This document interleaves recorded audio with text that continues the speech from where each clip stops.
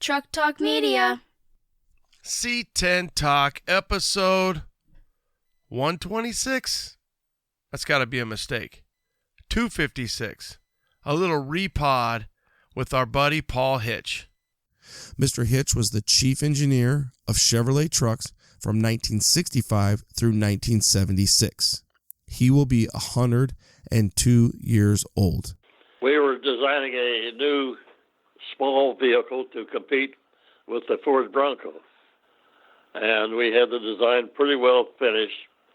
And the tooling, the cost of a whole new line of trucks, the tooling was so high that we couldn't amortize our tooling based on the estimated sales volume.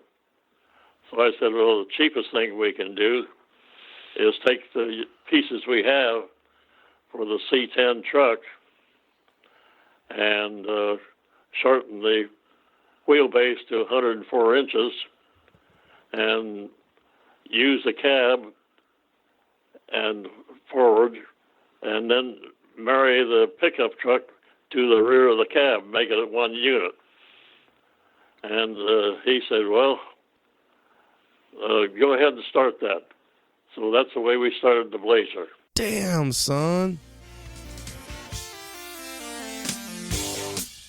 Let me tell you what Melba's Toast is packing right here. All right, we got 411 posi track out back, 750 double pumper, Edelbrock intakes, scored over 30, 11-1 pop-up pistons, turbojet, 390 horsepower. We're talking some bucking muscle.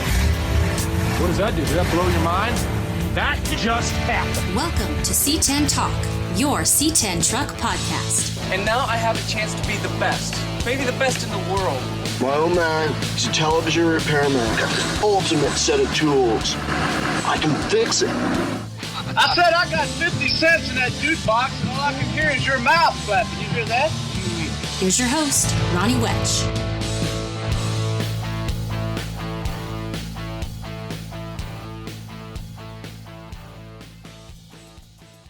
Paul Hitch coming at you with a little repod. From the first time I interviewed Paul, March 1st, 2019, he was 101 at the time and just about to turn 102. Crazy, crazy stuff. All right, hey, I know sometimes it's harder to get past 100 of the previous episodes, so you can go to trucktalkmedia.com, trucktalkmedia.com. So I know you guys probably listen on Apple, Pandora, Spotify, wherever you do listen, we do appreciate it. But if you're looking back for like some archive stuff, obviously our whole catalog goes to 2014 when we started. It's all on there. You go into Truck Talk Media, hit C10 Talk, and the whole library's there. So just been getting some request emails about how to get to some of those older pods. Thought I'd share that. All right, coming up this weekend, GNRS, Grand National Roaster Show, Pomona, California, the Fairplex. We had Kevin Doyle on episode 254, so you could jump back and check out that. Kevin Doyle, GNRS. It's going to be a great show, and I'm sorry to miss it, but I've got some pod equipment with some really capable dudes. Some good dudes and capable dudes. So we'll see. I said, hey, take it, see if you can get some content. Let's see what comes back. I hope they do it. I hope they have fun. And hopefully we can kick something out to you guys. I'm going to be out of town, so I'm going to miss it. Super bummed, but I think it's going to be a really special show. So many old classics that we were influenced by, raised on, rode in. Some really good stuff. It's going to be a good one. Speaking of good ones, LST coming at you February 24, 25, and 26, Conroe, Texas. LST, the big one, the Big Daddy, LST, February 24, 25, and 26, Conroe, Texas. And then in March 11th, our second reunion, round 2, the parking garage. We're thinking 450 to 500 classic trucks, downtown Chandler, March 11th. There's been some discussions where people are like, well, is it a 2-day show? It's not a 2-day show, but we know a lot of people will come in on like March 10th. So there is some different things. Mikey, the man, Mr. Poise Hipster himself, is putting together his second long drive dope rides. It's going to be right across the street at the San Marcos Resort. golf course. So you can get onto reuniontruckshow.com, get your hotels, get registered if you haven't already, March 10th and 11th. But it's not a 2-day show. But we're going to start things on the 10th. So Mikey's got his long drive dope rides. We've got the taps and trucks later on at the courthouse. So there's going to be a few things go on Friday. We know people will be rolling in. So that's why we put it on there 10th and 11th. Again, we're going to have roll-in in the morning. Show will kick off, all-day event. Look forward to seeing you guys out there. We're not going to do awards this year for trucks, but we are going to have best dressed and a few other things. So some rad stuff. And then the top 55. I don't know if you saw it online, but everybody that gets invited to the top deck, which is about 55 trucks. Last year, we gave the little 45 record. This year, they're getting a Nintendo NES that's wrapped or new label and says top truck. So that'll be the top 55 this year. Best dressed and a few other little things. So some good stuff. Reunion 2023, round 2 in the parking garage. Look forward to seeing all you guys and just having a good time. All right, let's get into Paul Hitch, Repod with Paul. Probably one of my all-time favorites. It usually does get commented on when I talk to people. Hey, what's one of your favorite pods? What's one of your episodes? And Paul Hitch is usually in the top 3 to 5. And it's easily one of my favorites. So I thought, why not repod it? Thanks for tuning in. Appreciate your support. Have a good week. Late. Seeing is believing. And our title sponsor, United Pacific, makes seeing a whole lot easier. The crispness of the United Pacific LED headlights, taillights, marker lights, and more makes seeing and showing your truck that much better. It's time to upgrade your old dim halogens for new LED headlights, taillights, and more. They offer the brightest and latest LED technology. Headlights are available up to 1,600 lumens, easy to install, and it fits right in the OEM housing. How about upgrading to sequential taillights? They're DOT approved and ready to ship today. DOT approved. And for you 73 to 80 GMC and Chevy square body guys, they've got the new front parking lights, LED with stainless steel bezel. Think UP Car Parts. That's upcarparts.com. All right. C10 Nation, starting 2019 off with probably one of, if not my biggest guests I've ever had on C10 Talk. I'm super honored to have not only Paul Hitch, but his son Doug Hitch. This is something when you guys have heard me talk about some of the C10 history, well, I tell you what, we went right to the top. So Paul Hitch was the chief engineer for General Motors from 1966 through 72. That's going to be the truck division, and Doug is his son, and he's an integral part in making this all happen. So Paul Hitch, Doug Hitch, welcome to C10 Talk. Thank you so much for coming on the show. Well, thank you, Ronnie. Yep. Thanks, Ronnie. Well, where do we start? Ronnie, actually, the time that my dad was chief engineer goes all the way back to, what, 76? No, it goes back to...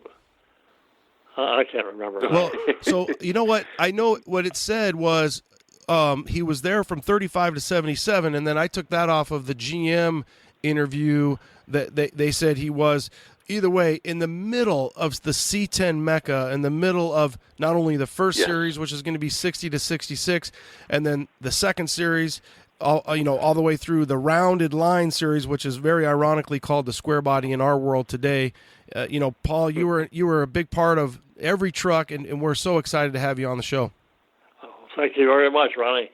Where do we start? I mean, I've got a bunch of questions, but, Mr. Hitch, I just feel like I'd like to just kind of, one thing you sent me that I think would get things kind of going was, Doug, you talked about Woodward Avenue and being able to grow up there. And I'll be honest with you, I didn't really know what that meant. So when you said that in your email, I went right to Woodward Avenue, and I felt like you could do a documentary just on Woodward Avenue, and it sounds like you were part of that as a kid. Well, he was. I used to chase him off of it. I think the neighborhood and the area that I grew up was all automotive people. It was either Ford, Chrysler, or General Motors. And I know everybody would ask their fathers on Friday to bring something special home. And when my dad would bring something home, of course, the first words out of his mouth were, "Don't go to Woodward." And, of course, that's the first place that we went. And I think I kind of grew up, like everybody in my area, grew up on Woodward Avenue. If you really haven't studied anything about Woodward, you just look up Woodward Avenue Dream Cruise, and it's probably the largest car show in America. And it happens in, I think it's October. And when? August. My wife says August. And it's about a 15-mile long car show with about 500,000 people. Oh, it's cool. And so it's the history, right? In the middle of the 70s, and when just the motors and fuel wasn't an issue, and Detroit was booming. Yeah. Running the 73 trucks started about 1970, and it was a major redo of the Chevrolet truck. So that's the period of time. And I had an assistant, Earl Stepp, and he was a real good engineer. So I was lucky to have him. And then, of course, I had about 50 project engineers. So, and you have a list of all of them. So that's the beginning of the truck. Now, of course, when we design a new vehicle, the GM styling does the first part of it, and they do the design, make clay models of the vehicle. And while they're doing that, we, the engineers, we visit them almost daily and work with them. And so we make sure that what they're designing that we can make. So a fellow named Mike Leathers was the GM stylist who did the initial styling of the 73 truck. So we took it from that, and then we made the actual design of the vehicle that we could send to the manufacturing people. So that's a brief outline of how we work. Well, you said that it started in 70. It's amazing to think. Is that kind of the normal timeline when back then when a truck would come out, it was 2-3 years ahead of, that? Yes, it was about a 3-year period. And of course, we go through a lot of the different designs, and it has to be approved by, of course, the general manager of Chevrolet, and the sales department gets involved in it, as well as manufacturing people. So we all work together as a team. It seems like there'd be a lot of meetings. A lot of meetings. There's a lot of meetings, yeah. Well, I think in some of the information that my father has sent you, he basically told you about how the Blazer idea came about, and I'll let him tell you that because that really has to do with the meeting. We were designing a new small vehicle to compete with the Ford Bronco, and we had the design pretty well finished, and the tooling, the cost of a whole new line of trucks, the tooling was so high that we couldn't amortize our tooling based on the estimated sales volume. So we were coming back. That was Pete Estes, who was the general manager of Chevrolet at that time, and Alex Mayer, who was the chief engineer of Chevrolet, and then me, I was the chief engineer of Chevrolet truck. And we were just walking along and discussing what we thought we might do. So Pete asked me what I thought we might do. So I said, well, the cheapest thing we can do is take the pieces we have for the C10 truck and shorten the wheelbase to 104 inches and use the cab and forward, and then marry the pickup truck to the rear of the cab, make it one unit. And he said, well, go ahead and start that. So that's the way we started the Blazer. And as they say, the rest is history, because it's at least in the C10 era for a solid 20 years, it probably completely outsold what you ever thought it would, for sure, those first few years. Yes, the sales department estimated we'd sell about 900, and we ended up selling 5,000 because that's all the tools that we had could make in a year. So then we ended up selling, I don't know how many a year, 35,000, I think. We were just looking today that if you get a Blazer today that's been updated, it's about, what, $90,000? Yeah, we've seen some 72 Blazers that they're fully restored. They're asking in the $90,000 range for it. Yeah, it's remarkable. They're very popular, and honestly, they're getting harder to find. And even the second gen, which would be the 73 and newers, are that way as well. One question that always kind of comes up is, well, let's go back a little bit. Now, there was some. We were able to see. The cool thing about the history of all this is that the forums, the truck forums, and different people have found some of these pictures that the GM Heritage Center has, after essentially 40, 50 years, has let us see. And it looked like you guys might have even been working on that for the 68 year, or at least the body lines that we saw were 68 styling versus the 70 or the 69, which is the first year of the Blazer. Yes.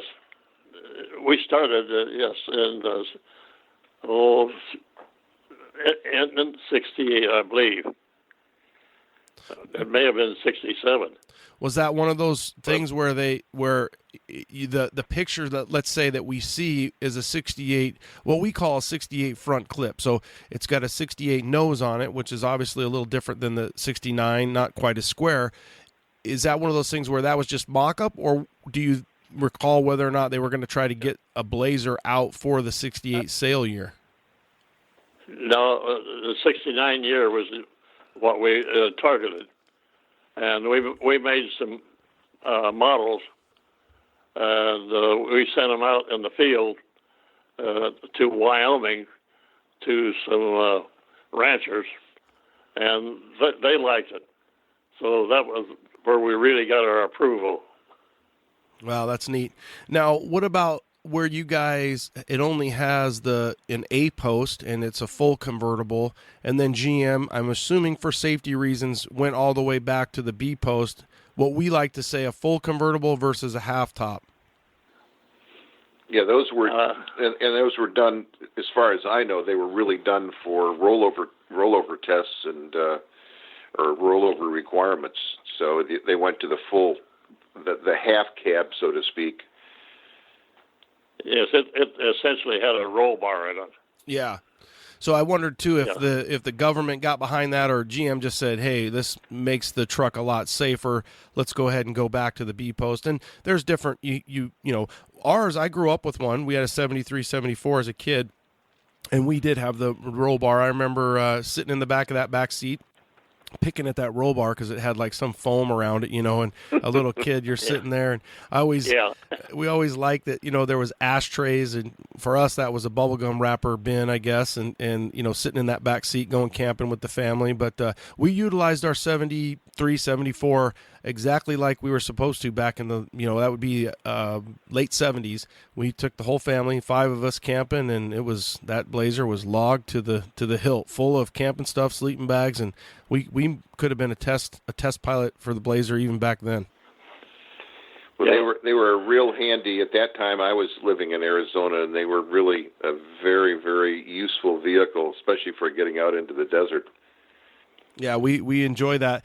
Now, I know they didn't make a lot of two-wheel drives. You guys made the four-wheel drive. It became, I would assume, it probably even, at what point it surpassed the Bronco, which is, you guys were making the competition for the Bronco, and then the numbers in Chevrolet and GM.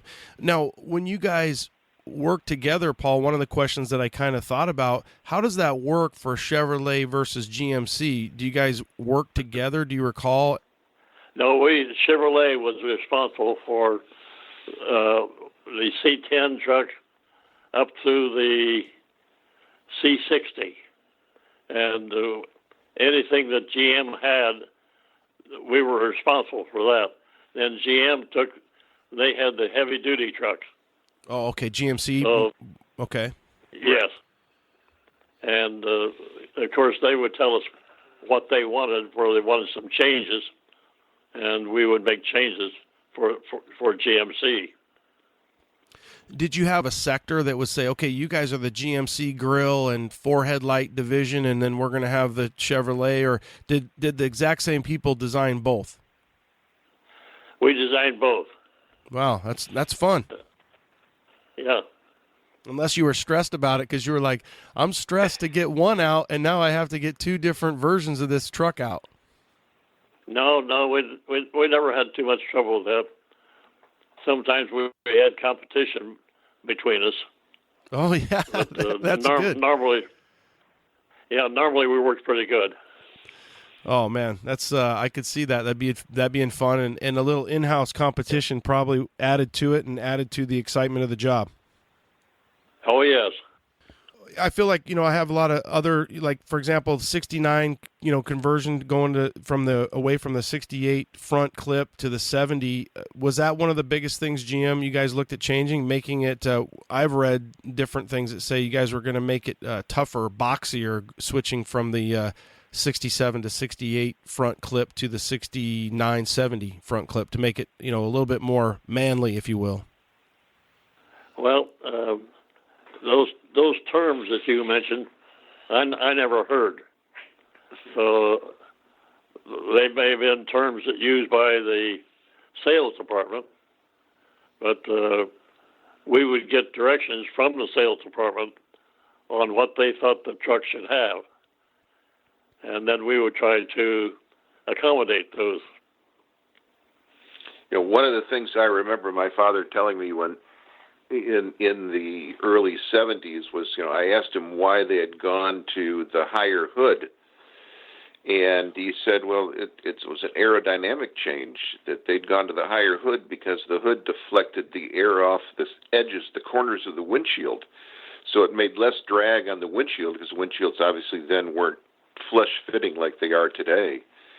And if I remember correctly, of course, we're going back 45 years, 50 years, he said it increased the top speed of the truck by about 7 or 8 miles an hour by going to the taller hood. We did a lot of work in the air tunnel.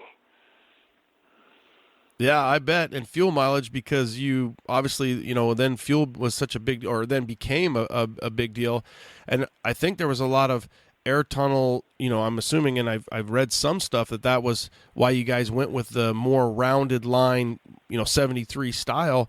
And it's funny yes. now for us to think, I would think the 67, 68 truck was more aerodynamic. Yeah, the 73 truck, we did a lot of work for that. You had mentioned that was probably one of your biggest accomplishments, that when you left GM, that you were a big part of that truck.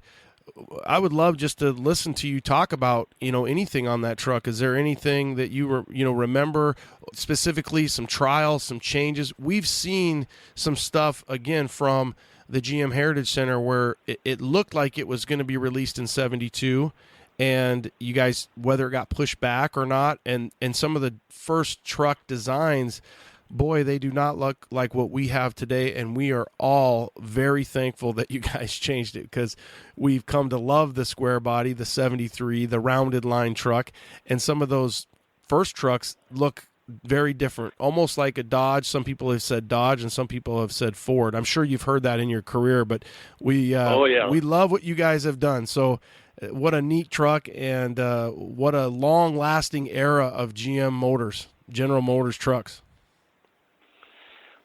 Well, I've got to give a lot of credit to Mike Lathers, because he was a good stylist, and he did a lot of work in that area. Was that truck going to be released early in 72, or was that just? Yes. It was? No, it was aimed for 72, but it came too late for 72. I can't recall today why it was delayed. You know, I've also thought, well, I look back and I was really into the 71, 72 trucks. When you look back and you think, well, they've kind of done, again, you've paired them up in combo. You look at the 67, 68, and then the 69, 70, and then the 1 and 2.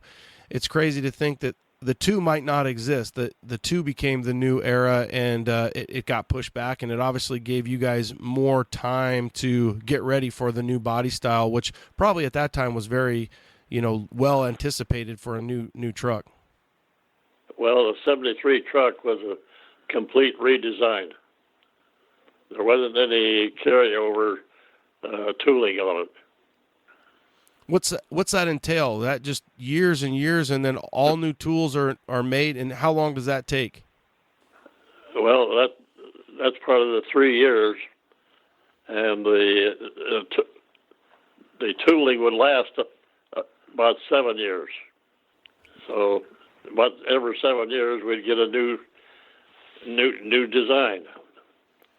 That explains why the square body or the rounded line went from 73 to 80 then, if I'm doing my math right. That's right. That's right. Yeah. Yeah, so you guys redeveloped it for the new 81, and then that again went for 7 years, 81 to 87, and then whatever you had left for the big trucks. We would make small changes, to identify the year newly modeled. You did some suspension changes from 69 to 70. Weren't they some major Blazer changes? Rear axle, spring angles, and things? Well, no, 73 was new suspension. Well, and so 71 disc brakes is a big thing for guys that were buying the 71, 72s. The disc brake, they get disc brakes up front, which is nice, a little safer, and then they get a little bit wider rear axle because of that disc brake going up front. So that was always a now the aftermarket, you can get whatever you want. So we're pretty fortunate that Paul and his team of engineers and Mike Leathers, and that they built such an amazing truck that has so many parts available, and the aftermarket has really jumped on board as well. Because, for example, I have a friend who has a 75-ish FJ40 Land Cruiser. He can't find a steering box to save his life. It's something that costs so much, whereas we can go down to Napa today and get a 70, whether it's a 70 or, a 69 or a 73, a square body, whatever it is, I can pretty much get any part I need. Of course, a lot of that has to do with demand of the vehicle. There's certainly a lot more Chevrolets out there than the Toyotas, the FJs. Yeah, because Paul and his team made really awesome trucks, and we all wanted them. And growing up, my dad, again, we had the Blazer, and then my dad had a work truck. I remember he had like a 79 with a work truck.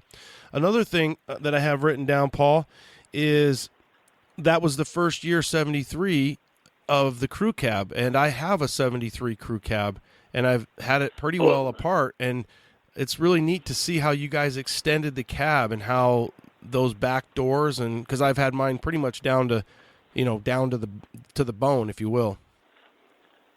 Yeah, Ronnie, at my age, I'm forgetting a lot of that information.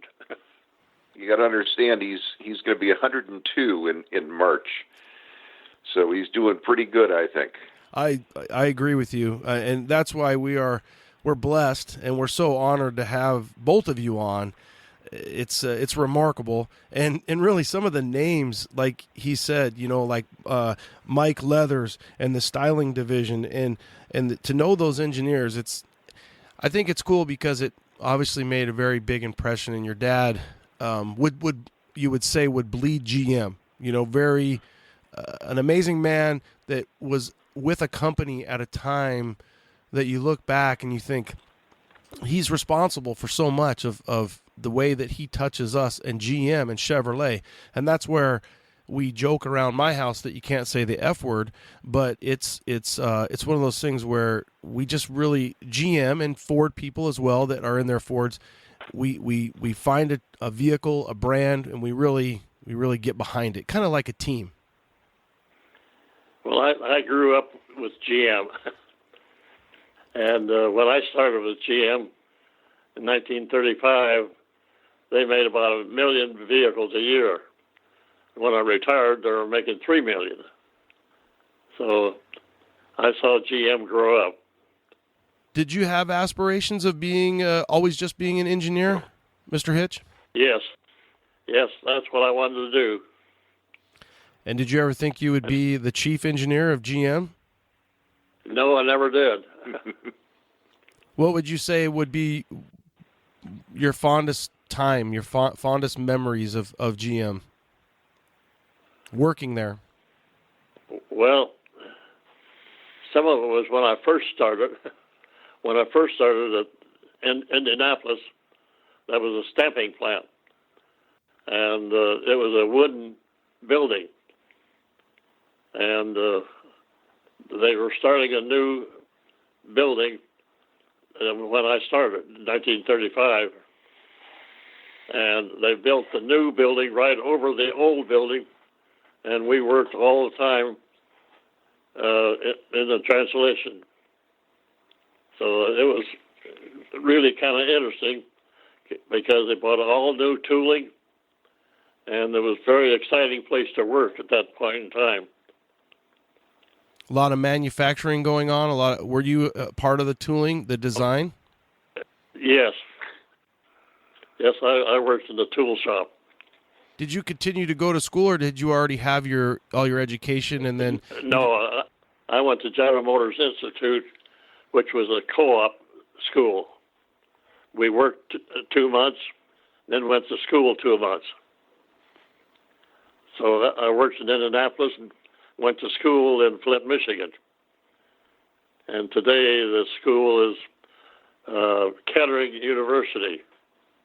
I can't even imagine how many classes and how much time you spent traveling and over the course of your career. And I assume you came out to Arizona to the GM Proving Grounds out here quite a bit?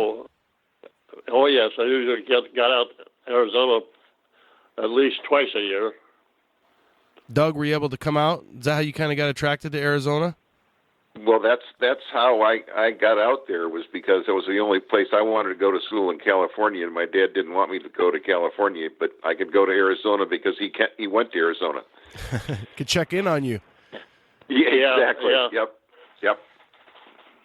So I look back and we see all these pictures and I think, well, what would my audience, what would they want to know? And I just think that it's so cool to. There's a book called The Greatest Generation, and it's remarkable what really both of you have done, in your era and the class of the people that built this country. And I tell you what, it's just an honor to be able to sit here and talk to you guys about not only just the world back then and the manufacturing, but something that we love is trucks and GM trucks and C10 trucks, and to think how the air vent was positioned here and the window was positioned here, and to read all the stuff on the 73 stuff about all the aerodynamic and the rounded lines, and it's really an honor. And if there's anything you guys would like to add about any truck, I'd be more than willing to sit back and just kind of listen, because I'm just soaking it in, and I'm sure my audience will as well. Well, one of the things that you said was, that the Blazer was the start of the SUV. Well, really, it goes back to the Suburban. Oh, and sure. That goes back to what, 1935? No, about 1937. 1937, I believe. And really, the Suburban was the first SUV. So when you think about it, I can remember my father bringing home Suburbans in the 50s, and those are things that we think that they started in the 70s, the 60s and 70s. They really started 30 or 40 years before that. Oh, and they're beautiful. Yeah, the Suburban. I was working in Indianapolis then, in the engineering department eventually, and we did a lot of design of the Suburbans in Indianapolis. That was before we had a GM styling. So it was interesting to see the change in the vehicles when we started with Harley Earl. He was the one that really started getting some nice-looking vehicles. Over your career, when you look back after retirement, do you ever look back and just think, man, we did a really good job. We made really great vehicles that are still on the road today? Hey guys, I've got Joe Road, Classic Performance Products, CPP back. Joe, let's talk X10 spindles. Go. Yeah, you know, CPP's one of our most popular parts through the years has been our 2.5-inch drop modular spindles. Really popular part. Well, we've kind of taken that to the next step. You know, we've emulated late model Corvette, Silverado, Chevy technology into our new X10 drop spindles. They use a steel hub, sealed bearing hub, really strong piece. As you know, Joe, so many guys are building bigger trucks, bigger wheels, bigger brakes, everything bigger and better. Is this X10 something they should be considering? Oh, absolutely. It's oversized bearings. Definitely great for a guy using big brakes, big wheels, which I'm sure all your guys are. All right, guys, there you go. If you're looking to upgrade, you need a new spindle anyways. You're going to lower your truck. You're running a bigger wheel, a bigger brake. CPP's got it for you with their new X10 spindle. Joe, as always, thank you. CPP, classicperform.com. It's classicperform.com. Hey, guys, how about a happy 10-year anniversary to the team at Pro Performance? For 10 years, Travis and his team have provided their customers the best products on the market for our trucks. They sell Dakota Digital, Bear Brakes, Boyd Welding, QA1, Vintage Air, and more. They're your one-stop shop for all your truck part needs, stocking fast-moving items to help with production delays. So think Pro Performance when you are creating that parts list for your build. azproperformance.com. That's azproperformance.com. Since the 1960s, US Mags has held the title for the longest-running custom wheel tradition. Experience the wheels that made history and set the trends for American truck culture for decades to come. From cast wheels to full custom 1- and 2-piece forged wheels, US Mags keeps you and your truck in mind with every new design and model.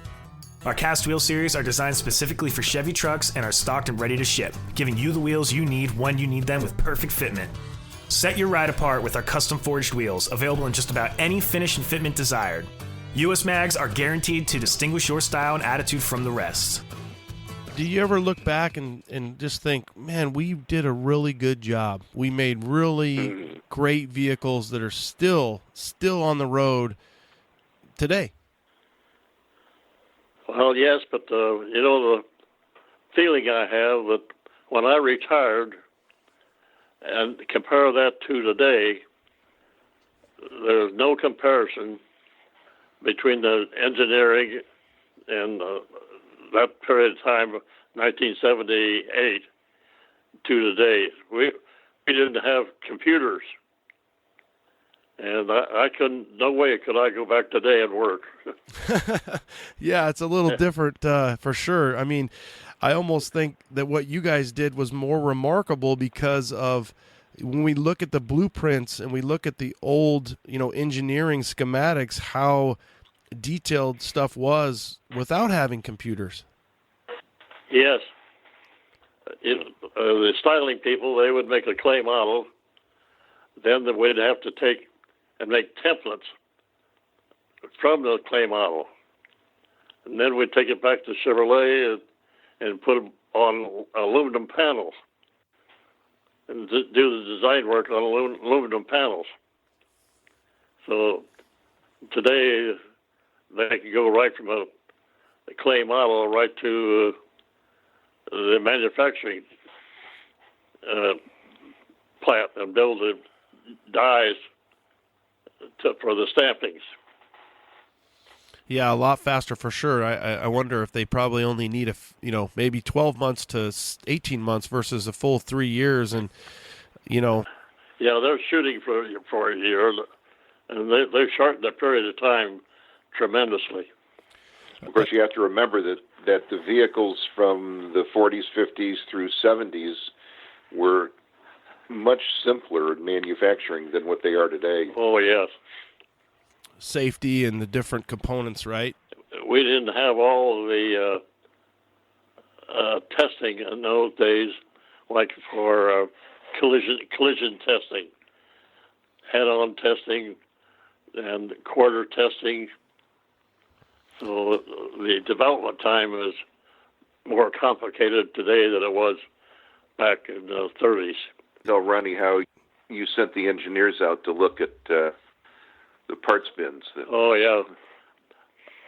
To get information from the field, I would ask my engineers to take a trip, but when they went to dealers, look in the trash pile to see what's failing. So that was one way we would find out where we had some deficiencies.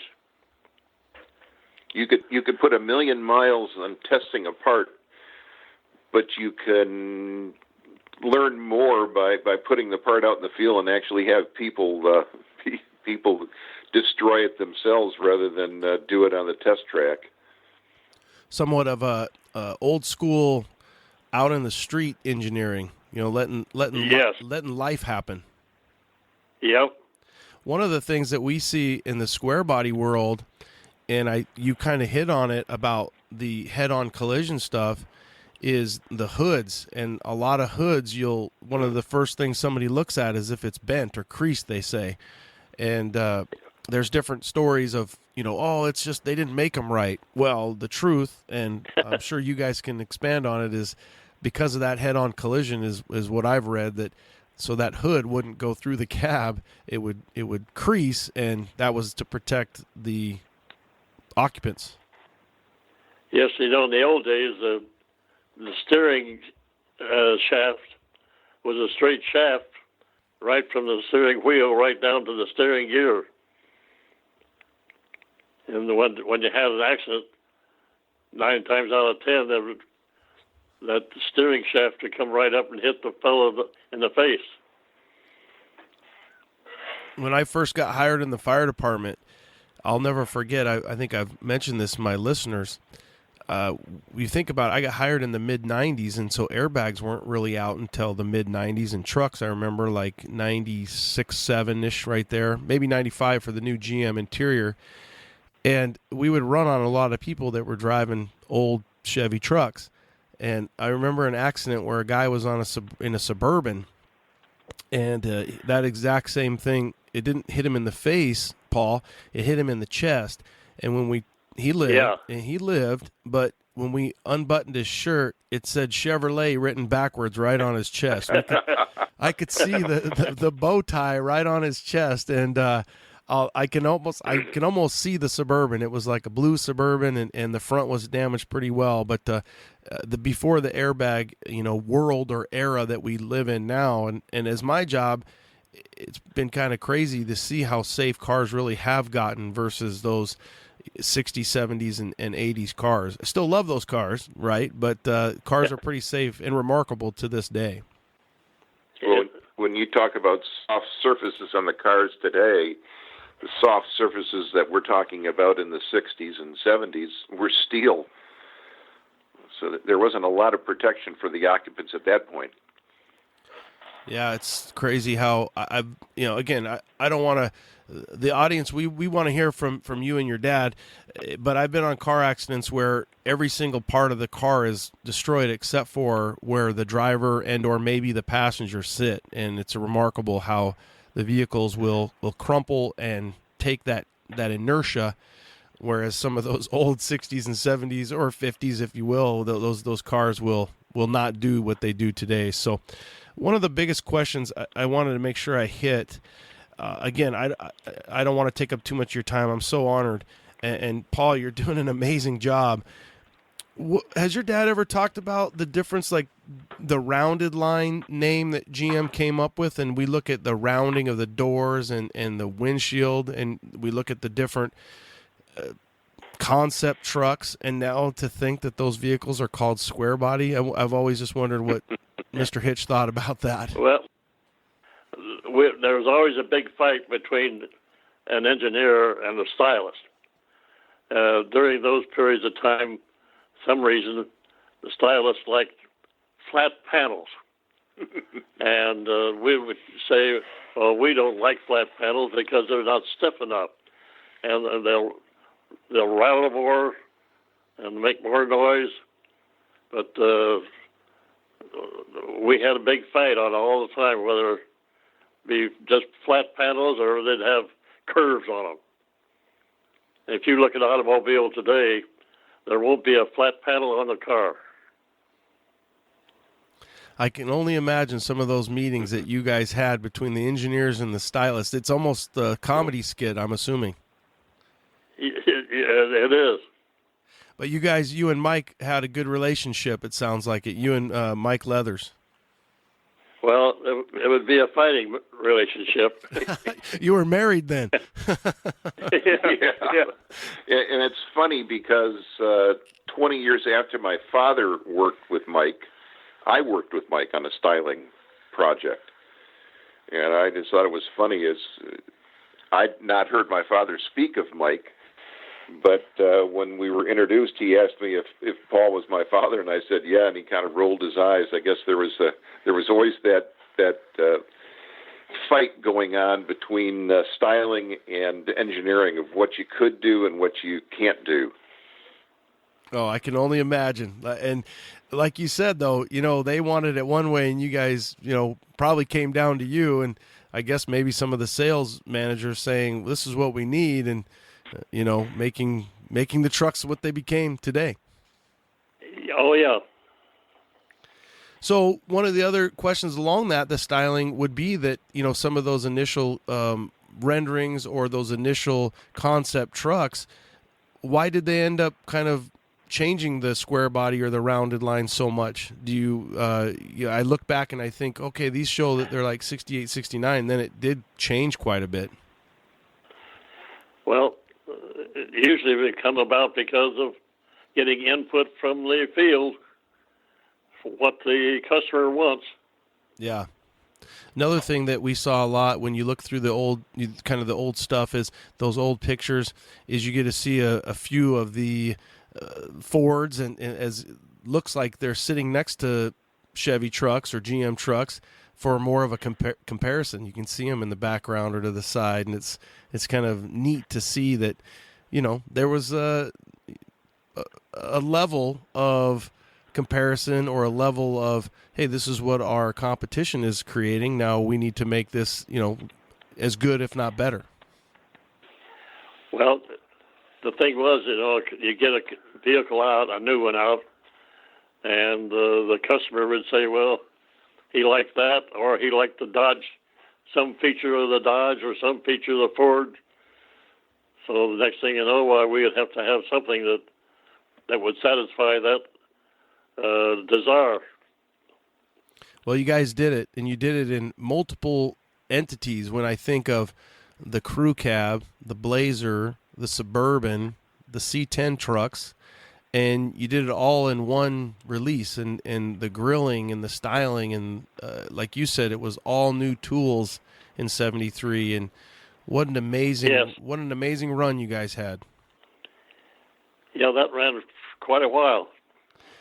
One of the things I thought as a kid that was always neat, and my son even to this day really enjoys, is that there's an antenna in the windshield. Dad, there's an antenna in the windshield. Now, does that come back to more engineering and more aerodynamic testing?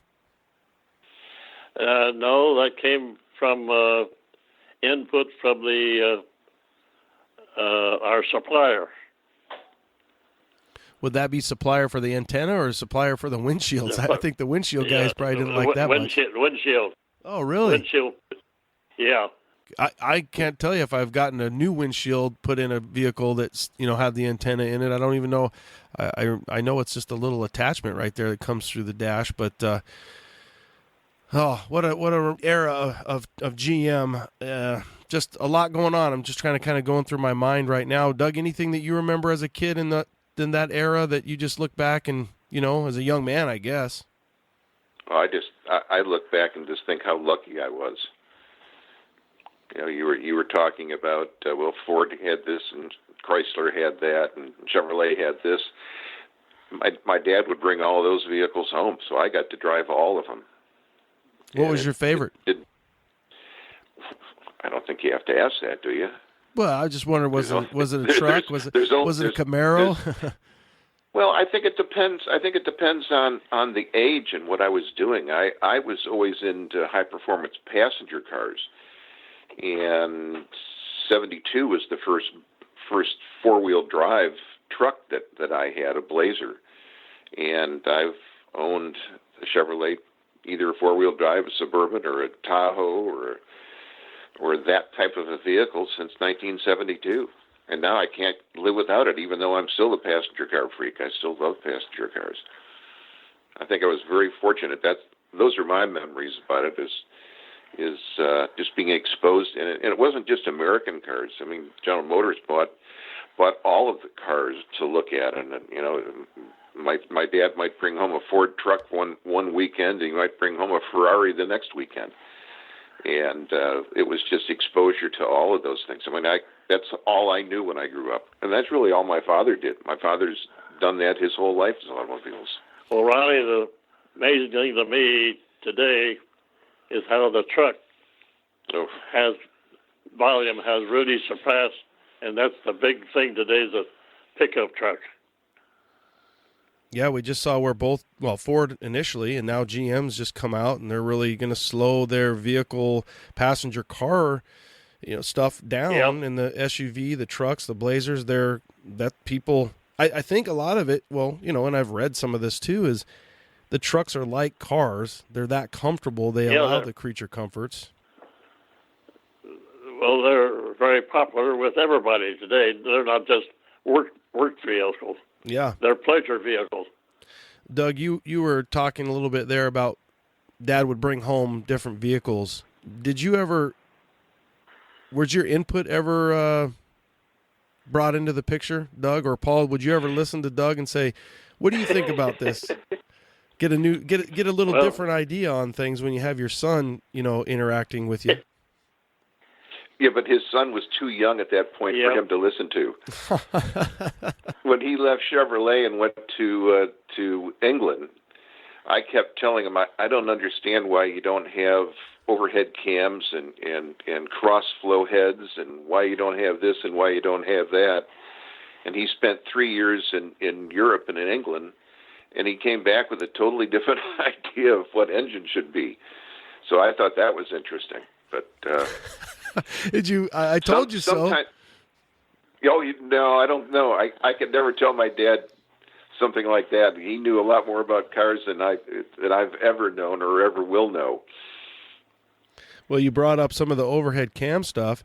Now, Paul, you you think back, the small block 350 came into the trucks in your time, and the big block came into the trucks in your time. So that's that is Americana. That is American horsepower. The 350 in the trucks and the 454. That's the two, if not the two biggest motors. It's got to be close.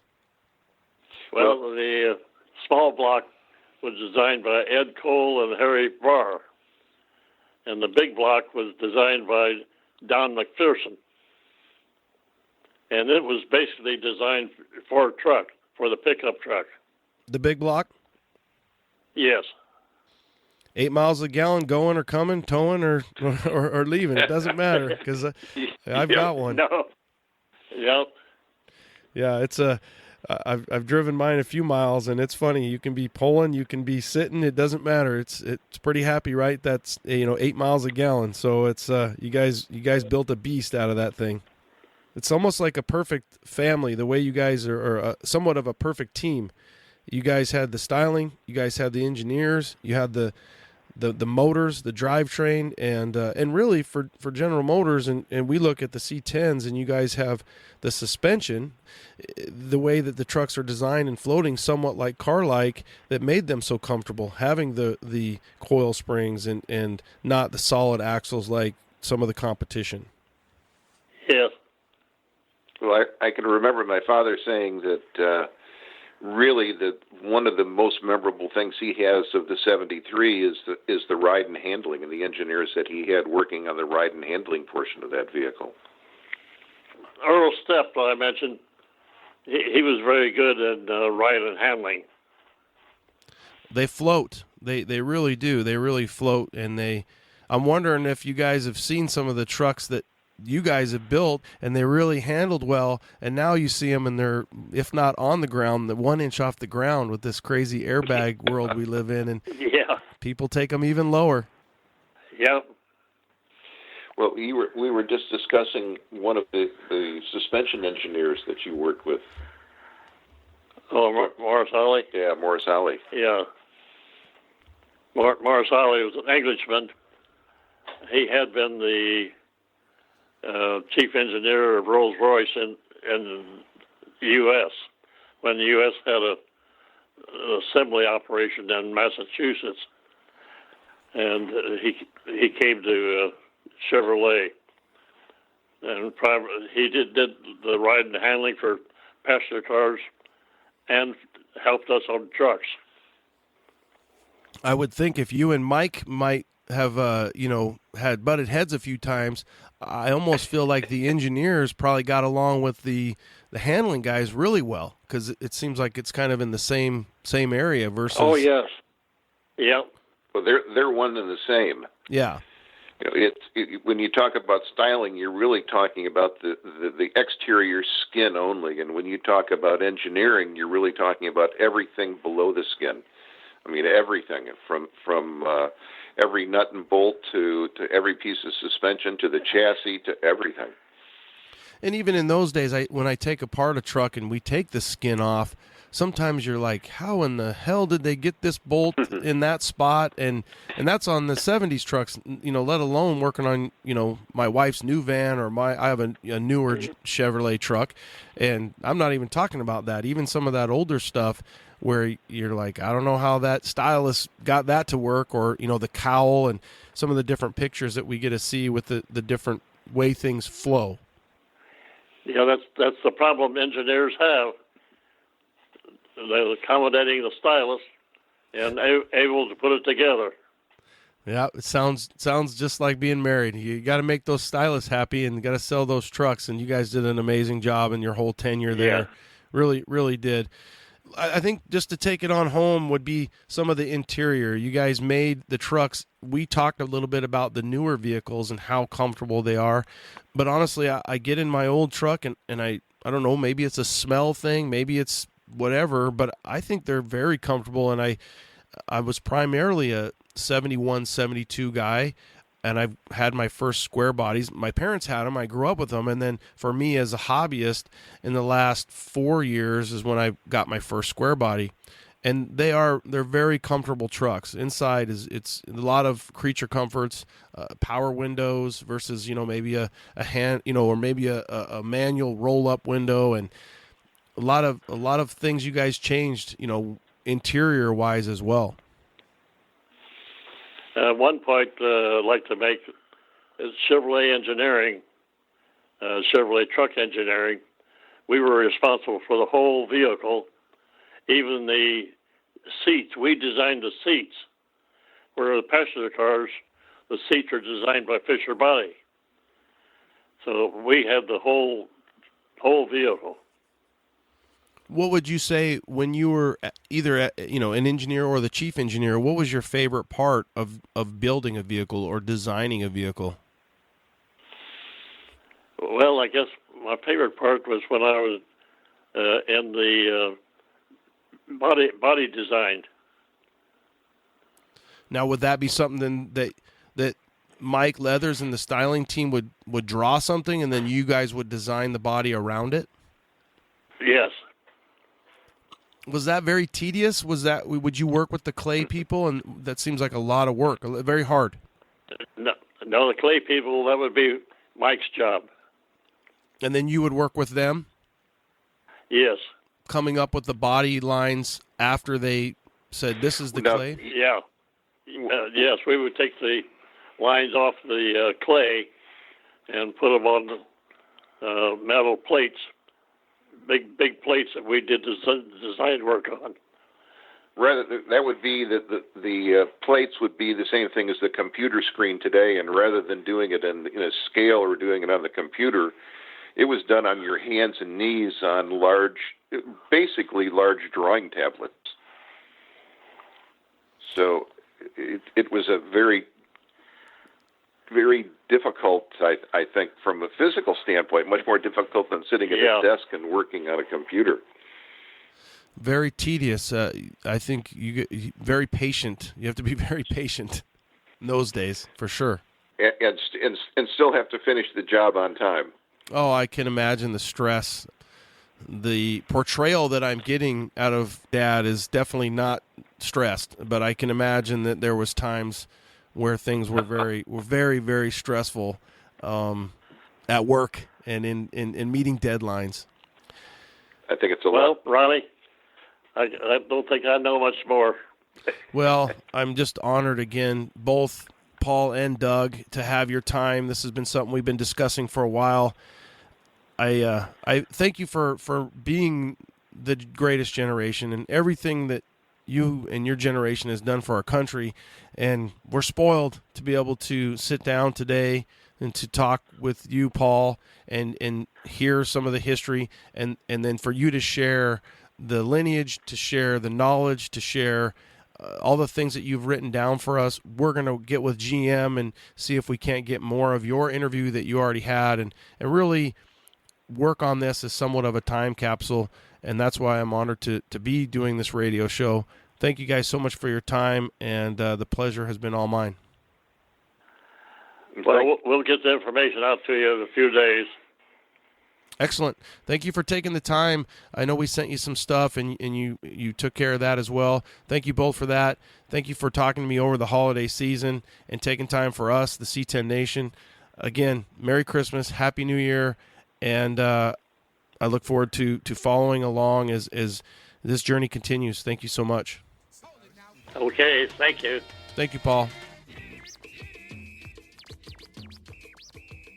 When you're looking for classic Chevy or GMC truck parts, brotherstrucks.com is your number one source for 1947 to 87 Chevy and GMC truck restoration parts.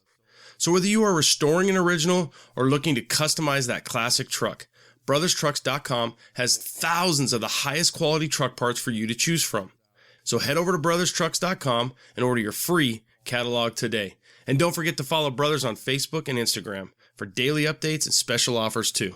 Hey guys, are you thinking about swapping out your old motor for a more reliable LSLT-based power plant? We've got great news for you.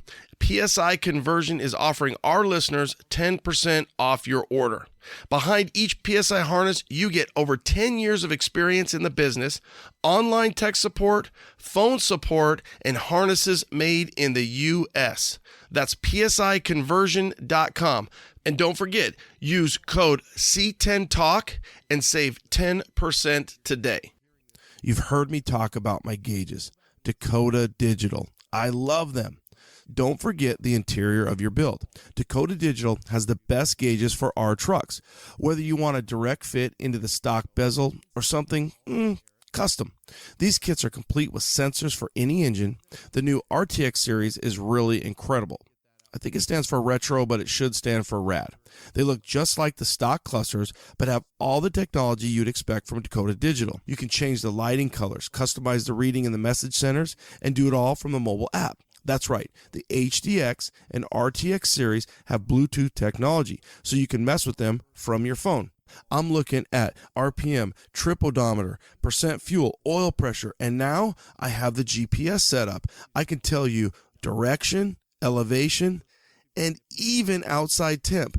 Damn, son, it's like a modern truck, but even better in a classic. Dakota Digital is absolutely the best in aftermarket gauges, so check them out at dakotadigital.com. dakotadigital.com. And you can follow them on Instagram and Facebook too. I wanted to pick up, you said that I loved it. Sorry I got a call at work, but I loved, you were saying that you were friends with the Dodge engineer and the Ford engineer, and you guys were all sailors. Yeah. That was kind of a coincidence. The Ford chief engineer at that time was Gail Beardsley, and the Dodge chief engineer at that time was Harvey Pickford. Well, Gale Beardsley, Ford, got transferred to England. Well, a month later, I got transferred to England. And he and his wife, Eloise, and me and my wife, Mildred, we would meet in London and have dinner. Of course, the three of us, we agreed that we would never talk business because we were sailors and we sailed competitively against each other. So then Gale retired, and I had built a house here in Savannah at the landings, and Gale came down and he built a house. Then Harvey came down and he built a house. So the three of us ended up retired in the same place and played golf together. Well, did you make a pact to still not talk business at that point once you were retired, or did you share some stories? We didn't have to because we never talked business. Like-minded people, probably you just found one another because of so much of who you were. Yeah, so it was really a coincidence how it all developed. What kind of sailing did you do? Well, we in competition we had weekend sails every Saturday. Then we all three of us were competitors in the Port Huron Mackinac race. That's a race about 220 miles. Oh, wow. And Lake Huron. So how long does that take you to do that kind of race? How many does it take? A couple days? From 3 days to 6 days. Oh, wow. So you're out there and you're living on the vessel for a few days then, obviously. Oh, yeah.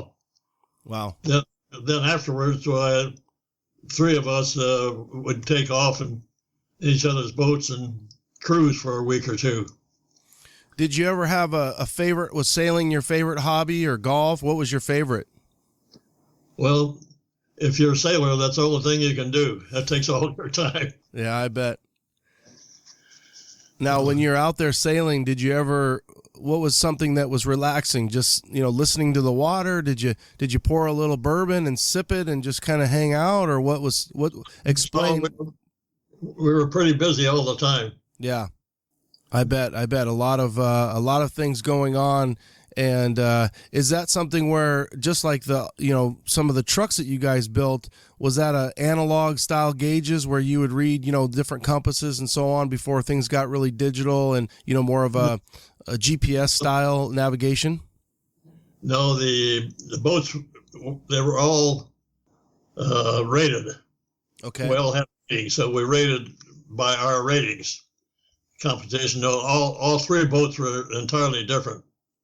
Gale had a 42-foot boat, and I had a 38-foot boat, and Harvey had a 40-foot boat. So now, is that something where that big of a boat? Did you mostly leave it docked at a certain facility there versus moving it around? You have to have such a big truck for that. Yeah, we were all at different yacht clubs. Cool, but you still found time to get together and sail and maybe golf every now and then? Oh, yeah. Yeah, we our wives got together, so it was a pretty good trio. Good. Yeah, it's ironic that you guys really didn't talk business because, boy, you could have, really had probably wrote or, created some amazing memoirs or a book of the three generations and the time of what ends up being such a pivotal movement in the truck industry where, the 70s and 80s where things started to really kind of switch over and, with the fuel and so many different things going on in the industry. Oh, yeah. The only times we got together commercially, we belonged to committees together, industry committee. One of the things that I was listening to our interview, one of the questions, a lot of guys, because some of those pictures have been released from the 73 style, and that was going to be released, it looks like, by 72.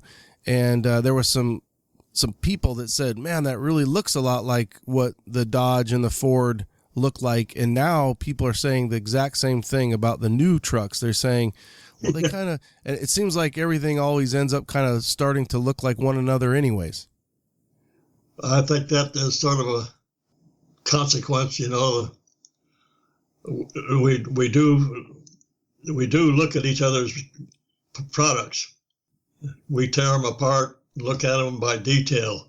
Yeah, almost kind of like a copycat world. I mean, we've heard that, and you hear that in fashion, you hear that in the industry, you hear that in anything. It's you get a kind of a if something's working really well for somebody, then you're not going to ignore the obvious that, hey, they're selling a lot of vehicles or a lot of trucks. It's like, well, we need to do the same to keep in business. So if people like that, and our sales team is saying that they like that, then we need to create something. And that's the nice thing about Chevrolet, Paul, is I feel like Chevrolet and GM has always just, their design has always just really shown through. And when we look back at some of those old, even passenger cars and the Camaro, and you look back at the Chevelle, you look back at those cars, there's not that many cars where you really look and say, what were they thinking? Really, we were lucky that what was chosen to be made out of production ends up being really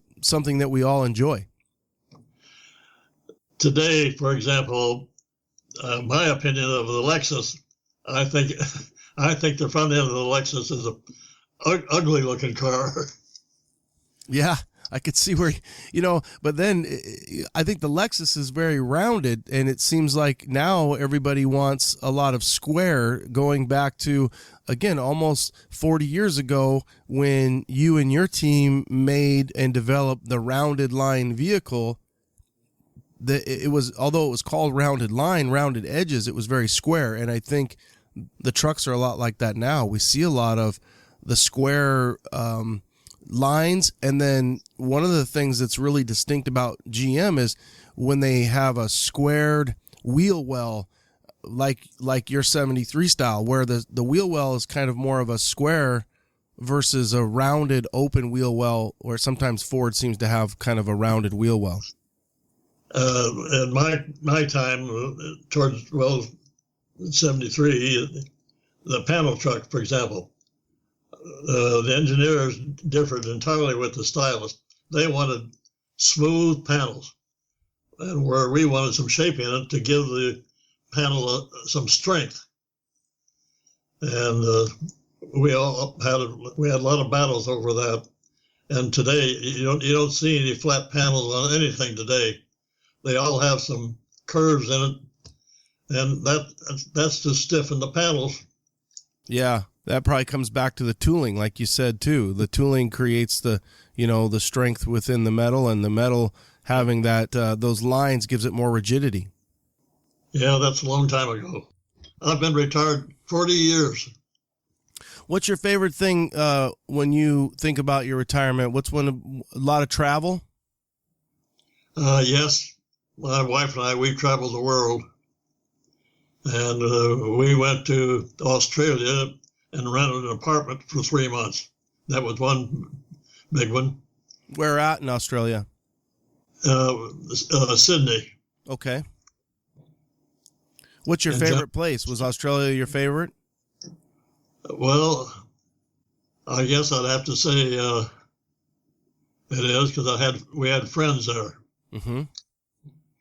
And I enjoyed Melbourne too. We would drive down to Melbourne.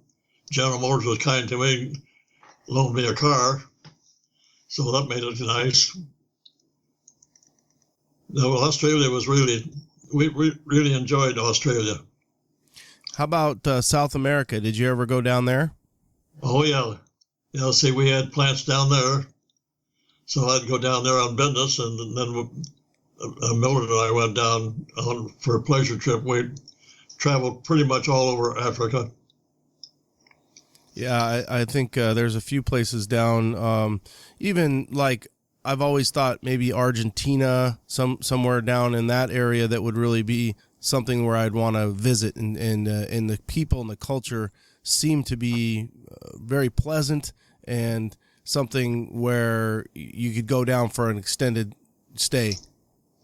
Yeah, we had a plant in Argentina, but I never got to that plant. I went to Brazil, and I went there several times, and that was an interesting place. We had a proving ground there, and we made more money on the proving ground than we were in building cars because we had a coffee plantation. So we made quite a bit of money off the coffee plantation. That's amazing. So they kept the plantation up and running, and they made money off of that while they leased the land or had the land for the GM proving ground, huh? Yeah. What'd they call the coffee? Chevy coffee? Usually in the foreign operations, it was Chevrolet. Yeah, it was Cheyenne coffee or Silverado coffee, something like that. That'd be kind of funny. But yeah. So did you like visiting Brazil? Oh yeah, that was very interesting. Oh, there we go again. Are we losing the connection? Oh, there it is. Yep. Okay. Yeah, it's funny how in South America and Central America you see those different vehicles still, being produced, and sometimes they allow certain styles to be produced in other countries than they do in the United States. Well, it's like General Motors bought Vauxhall in 1925, and we exported panels for the pickup truck to Vauxhall, and so that became, it was just like a Chevrolet. So several years they looked just like Chevrolets, and then they got off on their own later. Yeah, there's a lot of vehicles that even now we see that come up from, Mexico, and you'll look at it and you're like, well, that's a Chevrolet, or that's a, even the Brazilian style C10s back in the day kind of look more like a little Love or a little Toyota because they're a smaller version.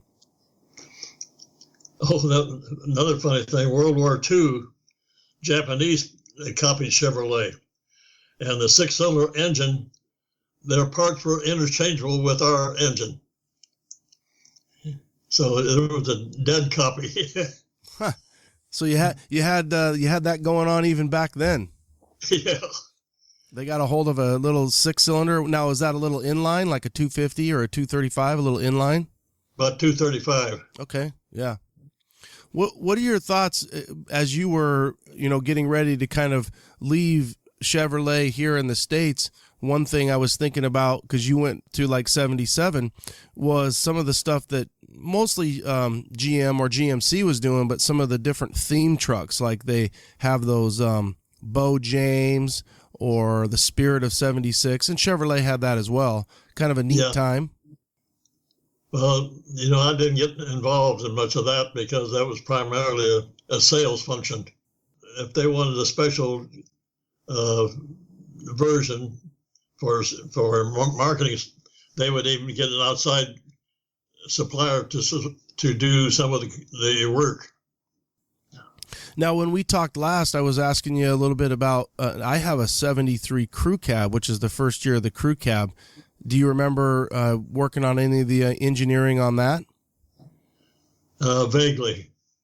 What a time. We've seen some of the stuff that came out of the previous era, the 67 to 72 style, where Chevrolet would sell them to the railroads or the refineries and the workers, and the coach trucks would get, extended into these crazy looking 4-doors.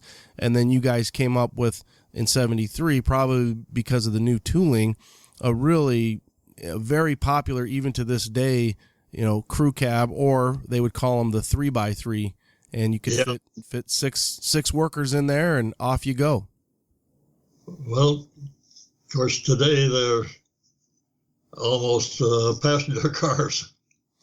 Isn't that unreal how popular those trucks are now? Yeah. A friend of mine, I have a Silverado. I have an 07, and they call it a classic, and it's worked great for my family, 4 doors. A friend of mine, I was talking to him the other day. He has I think his is a 2014 Silverado. No, his is a Sierra, so it's a GMC. But he said he's thinking about getting the new Dodge, and I kind of asked him why. And he said, well, I want the mega cab. And I was like, how much room do you need back there? And he's like, oh, my kids keep kicking my seat and behind me, So I was like, dude, your kids are little. They can't even reach the seat. And he's like, well, I want that extra room back there. So that truck style just keeps getting bigger and bigger in the back. Yeah, when the truck started changing from a commercial vehicle to a pleasure vehicle, we started getting wheel failures. And we'd been using the wheel for years. And we were kind of puzzled as what the problem was. So we started looking, and they were putting camper bodies on the pickup. And that was causing the wheel failure because of the extra height of the pickup of the camper. So that's the first time we began to see them used as personal vehicles. So you think that extra weight or the height was causing that, or that's what you guys kind of discovered, that extra weight height was causing the rear wheel to fail? Yeah, because they were put more weight on one rear wheel. Wow, that's yeah, and I've got stock, 16-inch wheels on my crew cab, and you saw the pictures of that big old camper. Yeah. Haul that thing around. One thing that General Motors did, and I would think you probably had something to do with that, was you guys integrated into the bed the ability to secure the camper through the bed, and you could get the camper special and be able to use your camper hold downs, and they go right into the side of the bed, which is really kind of a cool feature that you guys offered. Another thing that came in for that same reason was the dual rear wheels. Yeah, making it easier to transport. Or one thing about my truck, because it's a single, is it definitely sways quite a bit when the camper's on there. And a friend of mine has a dually, and he gets no sway. So I wouldn't put it past him to get a camper back on his truck, and then I need to consider putting a dual rear wheel on mine to make it a dually so it doesn't sway so much. You ought to get a dual rear wheel axle. Yeah, I might have to do that. The problem is it's a little hard now to find the trim in the bed. So because the trim is pretty unique in those first styling of that dually, it's tracking one of those down, and they come about every now and then, but you'd want it to match. So that'd be kind of a cool thing if I could find one and make it a dually. Definitely with the camper on the back, but they're still around. And what's cool about that too, Paul, is they're still around, and they are still working and camping and running around. 45 years later, those trucks are still on the road doing what they were designed to do. Oh, I sent you a picture telling you about a half hour ago. Emailed it. Okay, let me get on my email. I got that on my phone right here. Let me see what Oh, man, a Blazer. Let's see, you're down in Baja. Yeah. Yeah, my wife and I, we toured Baja. That was after I retired. And that was, I forget what years it was. No, I was still working. Those are kind of cool wheels. They kind of have a little slot to them. Now, that's a full-top Blazer. Was that something that you guys took down there, or something that they had down there in Mexico? Oh, we took it down. I got it down in Phoenix at the proving ground. Yeah, too bad. It's so close to home for us. I love that. To think that you were just right down here, down the road from where I'm sitting now, and you grabbed a little K5 Blazer and off you went. Yeah, and I guess that's all gone now. It's been developed in housing now. Yes, sir. Housing, and let's see, what else have they got there? Half of it is housing, and they got a freeway that pretty much goes right there. You still have the Air Force Base. Now, the Air Force Base is turned into an airport and a college, and then the proving grounds itself, there's a little bit of industry there.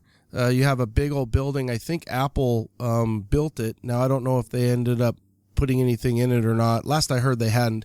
And then for the most part, the proving grounds is going to be homes, just residential homes. It's a very large development, and it's crazy. Growing up out here, there's not a lot that we could see because you guys had the oleanders were as big as could be around that thing. And, we knew that there was a track because once Google Earth came about, we could spy on it. We could look at the tracks and the way it was developed. Some of the guys I work with in the fire department were on a team that GM would employ to be out there during race days, or I should say track days. And so they were on kind of a first responder team out there. And but it was a big deal to be, you knew, especially for me, being a Chevy guy, I knew that was the Chevy proving grounds. And some of the kids I went to high school with, their family, dads, and worked out there and were part of the proving grounds. So it was just like the base. It was a big part of how this part of Phoenix got established and developed, and so many people moved out here because they came out for. Yeah, we transferred a lot of people out. Yeah. What a cool picture. Good times for you to travel down there. Now, where did you end up? You went all the way. You took it all the way down to Baja. Yeah, went the full length. Oh, how'd the Blazer do? Well, it went pretty good. We didn't have any trouble at all. Now, was this something you and Mildred just did together in the Blazer? Yeah. Doug had done it the year before, so I thought we had to do it. And he supplied all the tools for us and our water supply. And we lost it about the first day out. It was so rough. But we had a good time. We enjoyed it. Did you go down? I know you said you were friends with Mickey Thompson. Did you go down with Mickey? Yeah, that's the primary reason that we went down. We went down to be there when they came in. What do you think that was? About like 75? No, I think it was more like. Well, it was pretty close to that. Yeah. Okay. Yeah. So what do you got going the rest of the day? Well, people ask me what I do, and I say, well, I don't have anything to do, but it takes me all day to do it. Well, that's a good thing, I guess. I guess it's a good thing you don't have anything to do unless you have something you want to do. I sure look forward to our conversations. I sure enjoy talking to you. Well, before you leave, there used to be an old man that lived down from the GM proving ground towards the mountains. He lived in a tin shack down there. I don't think his name was Butler, but I used to go down there and visit him. And the birds would fly in there, and they would sit on his chair, and he just lived in nature. I just wondered if you ever heard anything about him or what happened to him. So his name was Butler, and you think he lived down by the mountain south of the proving ground? Yeah. Well, my house, not now where I'm at now, but where I built a house out there south of the proving grounds, and I was out there right by the mountain from 2003 to about 2012, I think. So, 2015. So I will look into that now. They've turned that mountain into kind of a little hiking area. Obviously, a lot of homes out there now. I'll look into it. So his name was, I'll just look up something Butler and see if you think of a first name, let me know, but I'll definitely look it up because the town of Queen Creek is just south of the proving grounds. It was, yeah. Which is really a cool area, just like some of the stuff you're doing down in Baja. They have the Gila River, and then they have the Queen Creek that runs through there, and you go down to Florence. But that whole area just south of the proving grounds, Queen Creek, is really becoming a developed area, where it was 5,000 people. Now it's 50,000 people in the last 20 years. Well, there's a lot of retired GM people down there in Paradise Valley. Yeah, that's a very nice area as well. We're spoiled out here with some of the mountains and the topography that we have in Phoenix, and so many people come out for Barrett Jackson and they are golfing, and then they get exposed to Phoenix, and then they realize, hey, I should move to Phoenix, and we get a lot of transplants that way. I have a friend there who was a vice president at GM, Ed Mertz. Ed Mertz? Yeah, M-E-Z. I worked for his father. Does he still live out in Paradise Valley? Oh, yeah. Okay. Well, I'll look into the Butler thing and see what I can figure out. If you think of a first name or anything else, let me know. And if you've got next Monday available, if you don't have anything to do but it takes you all day to do it, then let's hang out again next Monday. I'll reach back out to you. Okay. Okay. Usually it's better in the afternoon because I go to exercise in the morning. Okay, so right now it's about noon. What time is it there? Is it almost 2 o'clock? About 2 o'clock, yeah. What time do you want to try to plan on it? About the same time or a little bit later? Same time. Okay. I'll plan on checking in with you around lunchtime, noon my time, and 2 o'clock your time. You want any pictures from the Baja? Any pictures you have, I'll take them. Have you ever gone to Baja? I have not. Definitely something I would love to take my son down there on. I guess it's pretty well developed now. Well, I'm sure comparatively, but the problem with Mexico is, which we go to Rocky Point and we enjoy it as a family, but then you're just always, worried about everything going on. I'm sure if you have, obviously you had Mickey Thompson. If you're going down with some friends that are in that whole group, it'd be one thing, and there's so many things to do these days where I'm sure back then there was still a lot to do, but there's something new going on every day around here. So you're trying to budget your time with your family and say, well, what is something that, my family would all enjoy versus something, then you have the individual where, my son might like this, my daughter might like this. And I don't know. Yeah. I feel like it was just a lot slower pace back then. And sometimes the world we live in now is just moving. Oh, I can't even imagine how fast it's going to be because it feels like it is moving pretty fast now, Yeah. What are you going to do the rest of the day? Oh, we're still in the middle of remodeling our house. So I've got some work to do out in the yard and some different things, some pipes I need to find. And then I'm still working on putting together your episode that we recorded with Doug and yourself and then I've got Eric's stuff. And so I've got a few things with the different things with the podcast, the radio show that I need to work on and some emails. And then I go to work. The way we do our work, we do 2 days on and then 4 days off, but I'm got to do a trade day tomorrow. So I'll be gone for 3 days at the fire station. So that starts tomorrow. Yeah. Okay. Well, have a great week. If you have any pictures you'd like to share, I'd love to look at them. And I will also check back with you next Monday. Okay. Have a great week, Paul. All right. Thanks. Nice talking to you. You too. Thank you so much for your time. Okay.